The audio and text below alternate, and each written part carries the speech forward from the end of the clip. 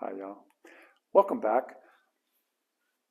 I'm finishing up these boxes and I want to give you, before I'm done, I want to give you all the dimensions and some tricks that I've got to make it go more smoothly for you if you decide to do these boxes, and I hope you will. I think these boxes work really well. They're very attractive when you get finished, and they function well.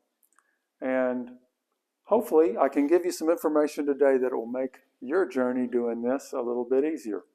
So I'm going to give you all the dimensions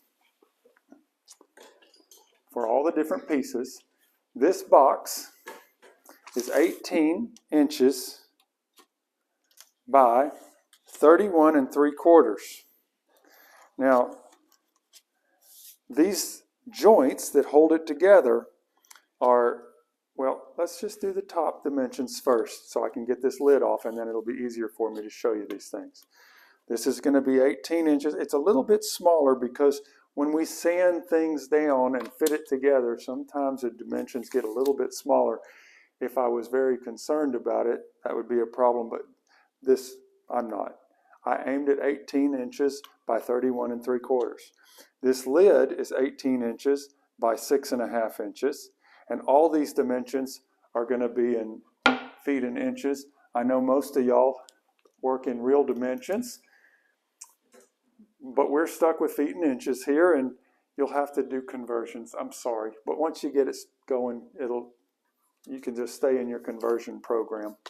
This large door that opens to expose the cells is 25 inches long and 18 inches wide. This small door is for the BMS and the T-class fuse, the display, and where the Anderson connector comes in, and the communication wires. You have all access to all of that through this small door. And that means that you can get to all that stuff without exposing the tops of the batteries, so you don't have to worry about dropping something onto the top of your battery and take a chance of shorting something. Now, I'll give you the dimensions of all the sides and back and the inner piece, and then I'll give you the all-important front piece. So the back piece is sandwiched between the two side pieces. If you look down on this joint, you'll see that there's a rabbet, a little notch, and that gives you a nice strong glue joint. And that side pieces run past on both sides, which means that this back piece is going to be 17 1/4 inches wide. Perfect. Because you're going to subtract 3/8 of an inch twice from 18 inches. And the box itself is 11 1/4 inches tall. So this back piece and all the side pieces are going to be 3/8 inches smaller because they sit on top of a 3/8 inch rabbet, making it hard on you to do a good video on it.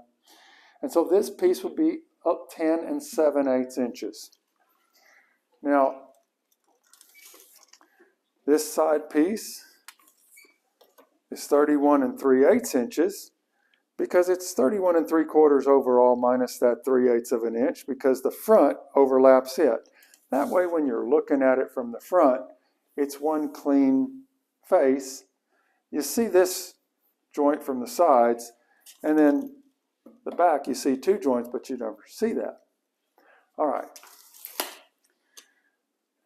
Oh, on the back piece, you have these holes for the retention, the all thread that restrains the batteries. You have 4 pieces of all thread that run through, and you have a restraining piece that holds the cells together so that they don't expand. And the holes for these, to make it easy on you, the holes for these from the edge are 11 1/4 inches from the edge of the piece. And from the bottom, measuring up, you're going to be at 2.5 inches and 6.5 inches. All right? Now,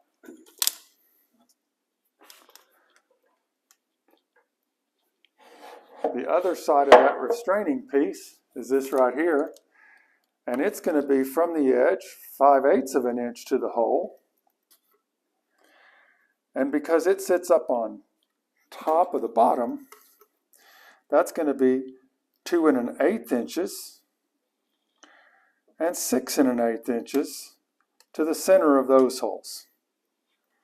All right, moving along. The all-important front piece. Now, this is where the Anderson connector gets installed. And the way you make this piece is we take some scraps after we cut out all the parts for the boxes. You'll have a few strips of scrap material. And we'll take a couple of strips 3 3/4 inches wide and some strips 3/4 of an inch wide, ripped on the table saw. And then the Anderson connector needs an opening just over an inch, or right around an inch.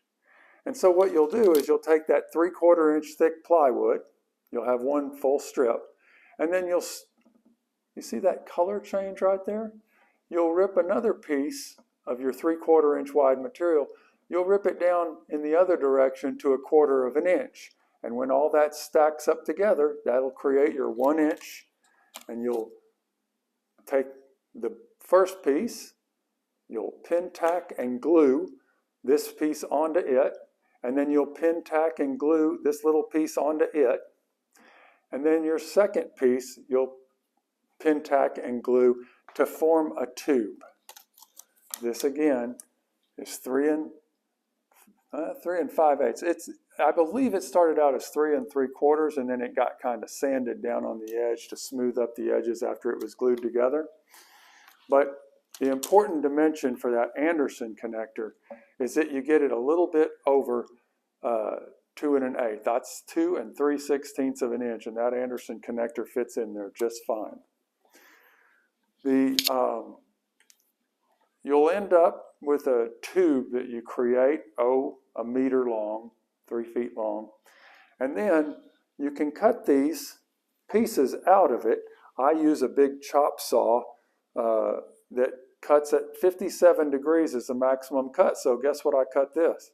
57 degrees. And this long, what I would call a long point to square dimension is 4 inches. And once you cut that angle across the tube, across that piece, and then you'll have an angle left. You cut that next square off of it, you'll have 2 pieces to create this piece for 2 boxes. Don't know how many boxes you're making. You can take that same tube, turn it the other way in the saw, and you can create this angle bracket for the display. I've got a video where I showed how to cut these parts out, and it shows how to create this little piece that's for screwing the display, mounting the display into the box. And so what you'll do is you'll cut this at a 45, and this is 3 1/2 inches from long to square, and you'll cut it at a 45, and you'll put a lot of glue on the back side of it, and you put just a couple of brad nails to hold it in place, at an angle, to hold it in place while that glue sets up. The glue does all the work on this box. This is put together with little brad nails that don't hold a lot, and the glue does all the work. But the little brad nails hold it while the glue sets up. Now, when you're putting this Anderson connector piece in, you see this little piece right here. This is just to obscure the Anderson connector when you look in here. You wouldn't really have to do this piece, but then you would have to see the Anderson connector and the cables coming in. This is just to make it look a little nicer. And you see how I pulled that out of there? That's just held on with one brad nail. And I just put that brad nail back into the hole, and it holds in place. Once you get this ready, what you're going to before you mount this on here, what you're going to do is you're going to drill a 2 3/4 inch hole, and from the edge, from this edge of the box, you're going to come over 2 11/16 to the center of the hole. You're going to come down 3 3/4 from the top down to the center of this hole, and you're going to drill a hole in the front panel. And I suggest that you make all these holes and do all this work before you glue the box together. Now you can glue this tube on later if you want, but drilling all these holes and getting them all prepped is easier before you put the box together instead of having to do it while you're managing a big unwieldy box. This allows you to drill down into a scrap piece, and it's much easier. Once you get that done and get this mounted, you're going to need to come in here and cut a little notch out so that your Anderson connector can come straight on down through and clear. And then this can go right back where it was, and that little brad nail holds it, and it looks like it's glued in place. That brad nail holds it just fine. These other 2 holes in the front, these are for the communication wires. And those communication wires, you've seen those on the other video. It's just an RJ45 fitting that you can get from Amazon. And I could have cut square notches. It would have taken a long time.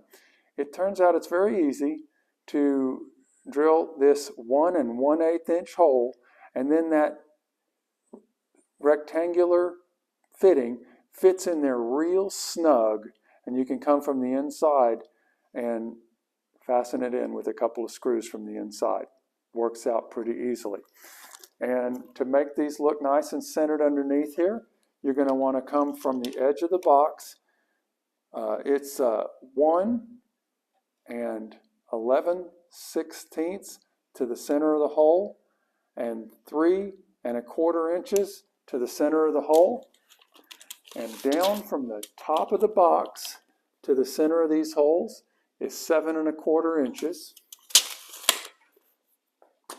All right, now let me explain this chamfer on top of the box. See, the hinges that I use for this, they're just inexpensive stainless steel hinges. And I get these from a company called Boat Outfitters. You're probably going to have a better source if you're in Europe or Australia for your own needs. But if you're in the US, Boat Outfitters sells stainless steel hinges cheaper than you can get them any other way. It's amazing. Now, the price you pay is, if you look at the cuts, they will cut these for you and save you a lot of time. But boy, those cuts sure aren't square.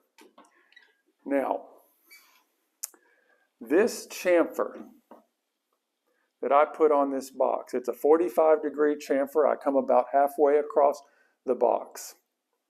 And it is important because the way this hinge works, the way I use it, it's got a hinge knuckle that needs to fit in this. Show this right here.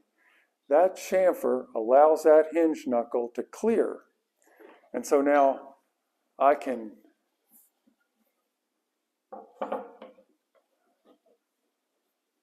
fasten the hinge in from the front like this, and I can fasten the hinge to the lid right there.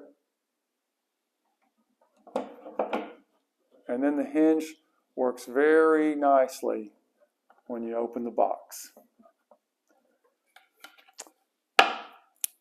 So I had to have a chamfer on this side, and this lid hinges this way, so I had to have a chamfer on this side. And in order to be able to reach up in underneath and open this lid or this lid, I went ahead and put a chamfer on this side too. Has a nice look, and it's very functional. All right, now let's get to the trickier part. You've got to mount this BMS. And when you mount this BMS, you've got these pedestals that it mounts to, and you can see it's got some holes here. When I get ready to install this BMS, It's going to go in here like this,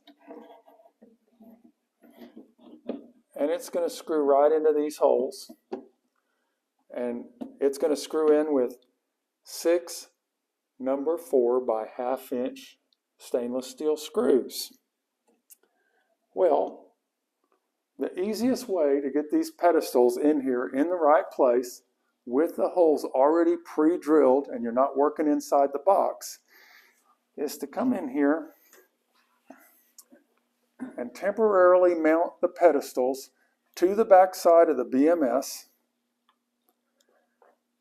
And this BMS is one that I damaged, and I'm going to keep you from damaging yours. Because right here in this corner, there's a lot of circuitry. And, oh, that's a good image. Right here, where it says NTC5, that used to be a temperature sensor. Until my ham-fisted ways, I put one of these on here, and I let it get too far over, and I crushed it. So I damaged this, and it was an expensive mistake. You do not have to get so darn close. You can just stay away from that circuitry. You will still have room to get a hole into that pedestal. The others, you don't have nearly as much to fear. There's plenty of room. Okay? It's a little bit crowded on this one, not as bad as that first corner I showed you. Don't get over here and start crushing diodes, okay? Go ahead and stay back away from them. And then what you're going to do is you're going to take, I told you I use a number 6 by 1/2 inch screw. I'm going to use a number 4 by 5/8 inch screw for the temporary, because I want the thread to be nice and snug when I get ready to finally assemble this. And if I put something into this end grain of this wood multiple times that's the same size, it's going to wallow out that hole. And then when I get ready to mount that BMS that has all those heavy wires mounted to it, it might not be good. And I might be in there with some super glue trying to stiffen up that hole and make it snug. So what I'm going to do is I'm going to use the right size drill bit, and I don't have to worry about this BMS, but when you're working with yours, make sure you get your friend nearby to hold a vacuum for you so you don't get sawdust on the BMS. Be careful, y'all. These BMSs are expensive. So you're going to do something like that. I've already damaged this one, and we'll go ahead and mount all 6 of these pedestals with a small temporary screw.